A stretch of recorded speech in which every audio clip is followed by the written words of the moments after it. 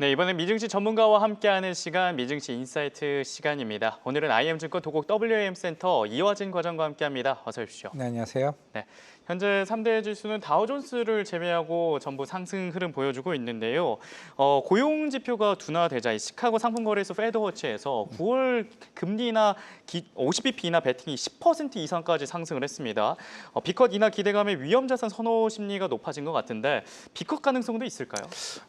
일단은 뭐 지난주에 고용 보고서도 이제 물론 이제 잭슨 홀 미팅에서도 이제 파월 의장이 얘기했던 것처럼 결국에는 이제 고용 위험에 대한 하방 이제 경직성이 더 이제 우려가 더 커지는 상황이고 물론 이따가 새벽에 이제 BLA 고용 관련된 수정 보고서가 좀 나올 가능성이 좀 있다 좀 생각을 하고 있습니다.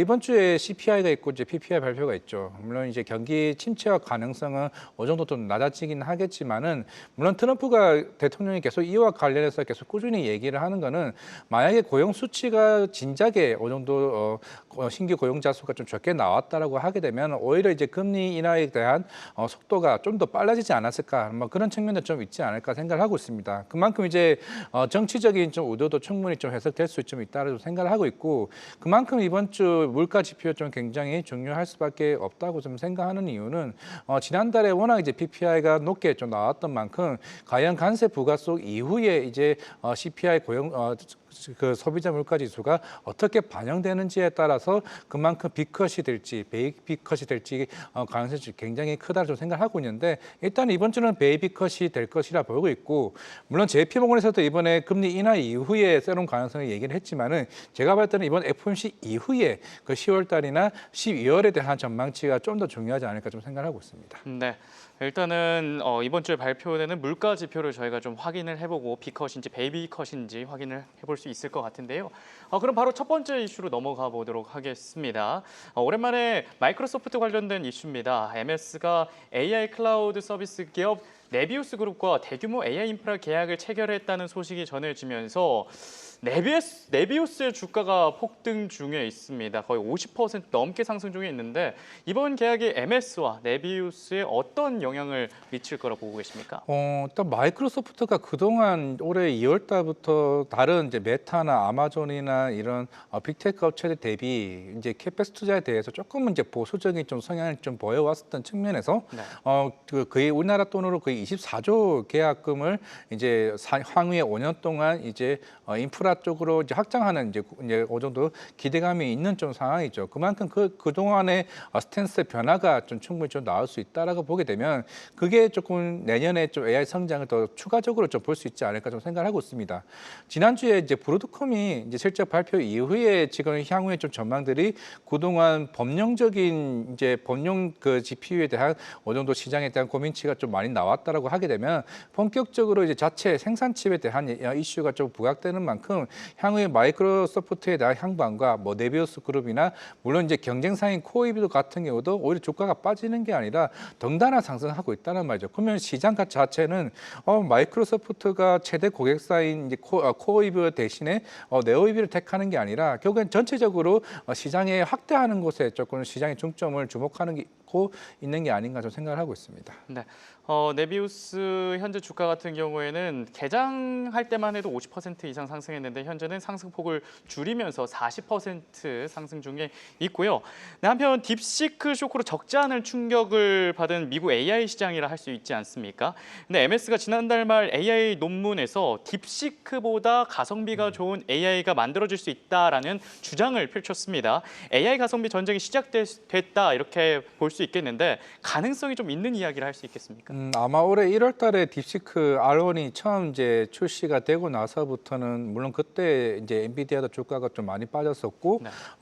여러 빅테크 업체들의 고민이 좀 굉장히 좀 많았을 겁니다. 물론 이제 오픈AI의 샘 알트만도 계속 꾸준히 이야기를 해왔던 게 결국에는 이제 그런 비용단에 대한 문제들이 조금 시장에 많은 좀 압박감이 가지고 왔었던 상황에서 결국에는 이런 마이크로소프트도 마찬가지겠지만 아마 대다수의 지금 AI 그 모델 만드는 회사들 입장에서는 계속 꾸준히 저비용으로 충분히 고성능을 이제 발현할 수 있는 고민들을 충분히 좀 할 수 있다고 생각을 하고 있습니다. 물론 당장에 MSI와 관련된 고성능에 대한 저비용에 대한 전략들을 나오고 있기는 하겠지만 이거는 좀 장기적인 이제 문제라고 좀 생각을 하고 있고 최근에 뭐 AMD도 본격적으로 AI 시장에 그 충분히 같은 성능에 대한 제품들 하나씩 나오고 있다라는 거는 그만큼 비용적인 측면에서는 충분히 좀 해결될 수 있다는 문제가 될 수 있는 거고 그만큼 이제 디스크보다 오히려 이제 마이크로소프트 물론 마이크로소프트와 최근에 오픈 AI 좀 사이가 어느 정도 조금은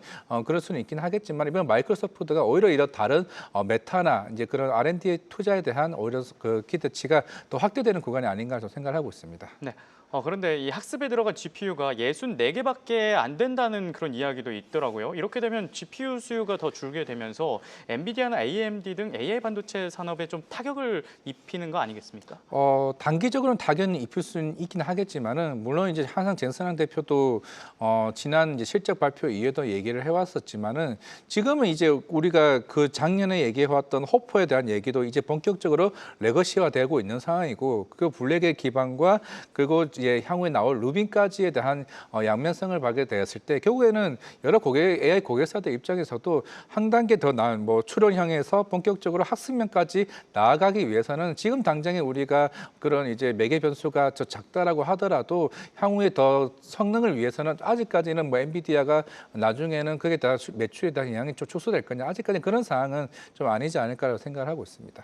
네.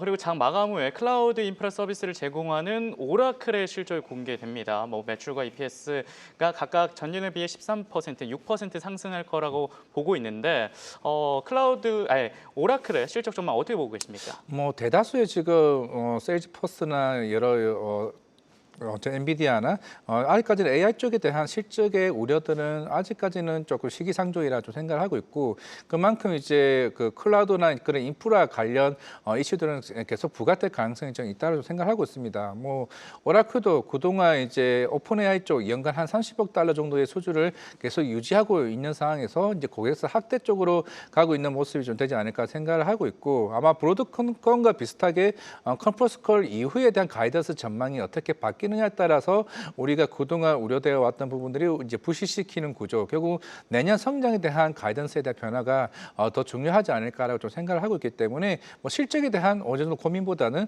결국에는 다른 브로드컴 아니면 세일즈포스 그리고 이제 최근에 했던 아마존과 같은 그런 흐름이 결국에는 최근에 메타가 한 5년간 6천억 달러 투자를 더 확대한다는 얘기가 좀 나왔었기 때문에 결국 아마 시장은 오라클도 충분한 그런 기대치가 있지 않을까 생각을 하고 있습니다. 네, 오라클도 이 브로드컴처럼 컨퍼런스 콜을 봐야 좀 주가 향방이 결정될 수 있다. 이렇게 말씀해 주셨습니다. 네, 지금까지 IM증권 도곡 WM 센터 이화진 과장과 함께했습니다. 도움 말씀 고맙습니다. 네, 감사합니다.